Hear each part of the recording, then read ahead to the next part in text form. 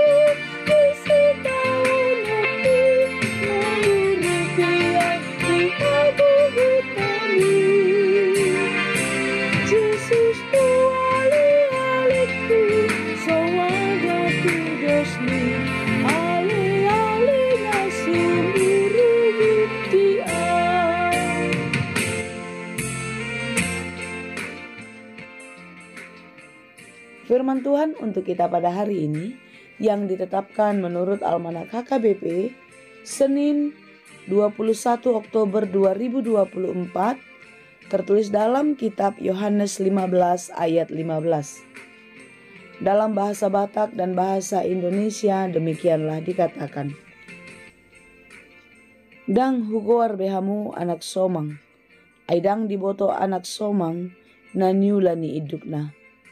Ale-ale dohamu hudok, ay nunga hupabotohon tuhamu saluhutna nahubege sian damang. Aku tidak menyebut kamu lagi hamba, sebab hamba tidak tahu apa yang diperbuat oleh tuannya.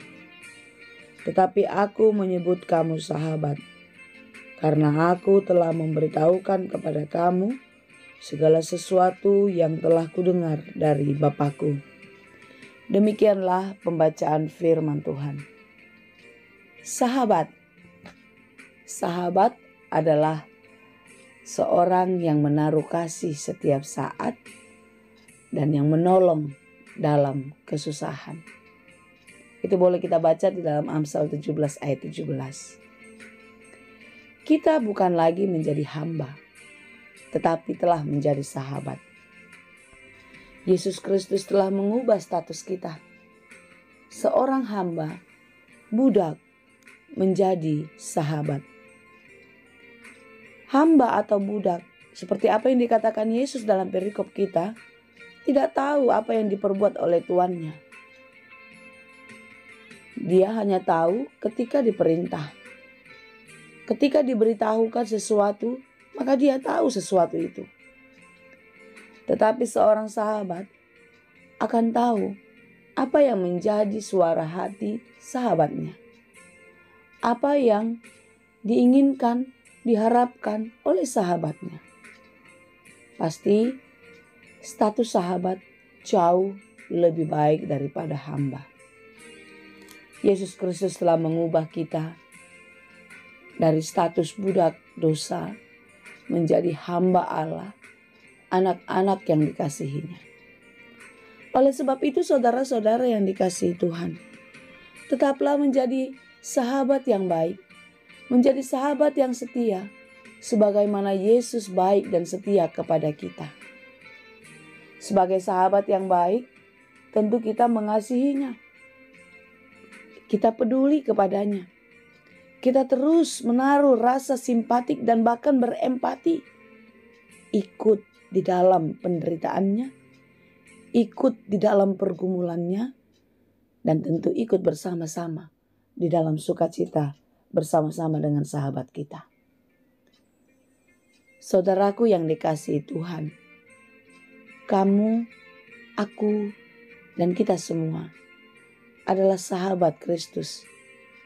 Sahabat yang telah dipulihkan, sahabat yang telah dimurnikan di dalam pengasihannya. Oleh sebab itu saudara-saudara, marilah kita terus setia menjadi sahabat yang baik kepada Yesus Kristus. Dan tentu itu harus kita wujudkan ketika kita bisa menjadi sahabat yang baik kepada sesama. Sahabat yang baik tentu peduli. Sahabat yang baik mau mendukung dan mendoakan. Karena untuk itulah Yesus mengubah kita dari budak menjadi hamba. Dari hamba menjadi sahabat. Saudara-saudara, mari kita menjadi sahabat yang baik bagi setiap orang. Sahabat yang menaruh kasih setiap waktu. Sahabat yang selalu peduli dan menolong orang lain. Seorang sahabat itu harus terus menaruh kasih setiap waktu. Seorang sahabat harus menjadi saudara di dalam keadaan apapun, termasuk di dalam kesukaran. Oleh sebab itu saudara-saudara yang dikasihi Tuhan, kamu bukan lagi hamba, melainkan sahabat Yesus. Yesus telah mengubah kita menjadi sahabatnya. Dan marilah kita pun menjadi sahabat bagi banyak orang. Kiranya Tuhan menolong dan memampukan kita senantiasa. Amin. Terima kasih Tuhan untuk firman-Mu hari ini. Terima kasih Tuhan untuk pemulihan yang telah Engkau kerjakan. Engkau telah mengubah kami menjadi seorang sahabat bagi-Mu. Segala isi hati-Mu telah Engkau katakan kepada kami. Ajari kami untuk mengerti. Dan biarlah kami peduli akan keinginan Tuhan dalam hidup kami. Berkati kami senantiasa Bapa. Ajari dan mampukanlah kami untuk menjadi sahabat yang baik di tengah-tengah kehidupan ini kepada orang lain. Sebagai tanda wujud, kami adalah sahabat Kristus di tengah-tengah dunia ini. Berkati kami hari ini dalam segala perencanaan kami, cita-cita kami. Engkaulah yang menolong dan memberkati. Kami berdoa bagi mereka yang sedang berjuang, bagi mereka yang sedang bergumul. Engkaulah yang memberi kekuatan. Engkaulah Tuhan yang memberikan jalan keluar bagi saudara-saudara kami di dalam berbagai persoalannya. Demikian juga kami berdoa bagi mereka yang sedang sakit. Engkaulah yang memberi kepulihan dan kesembuhan bagi saudara kami yang sedang sakit, agar mereka boleh kembali melakukan pekerjaannya dengan baik dan terus menjalani kehidupan dengan penuh sukacita. Terima kasih Bapa. Apapun yang kami cita-citakan, harapkan, kami kembali datang memohon pertolongan Tuhan. Tuhanlah yang menjadikannya seperti yang Engkau kehendaki. Kasihani kami, lindungilah kami. Ampuni kami Tuhan untuk setiap dosa pelanggaran kami, supaya kami layak di hadapan-Mu. Terima kasih Bapa yang baik, di dalam Yesus kami berdoa. Anugerah Tuhan kita Yesus Kristus, kasih karunia Allah Bapa, dan persekutuan Roh Kudus itulah kiranya yang menyertai dan memberkati kamu sekalian. Amin.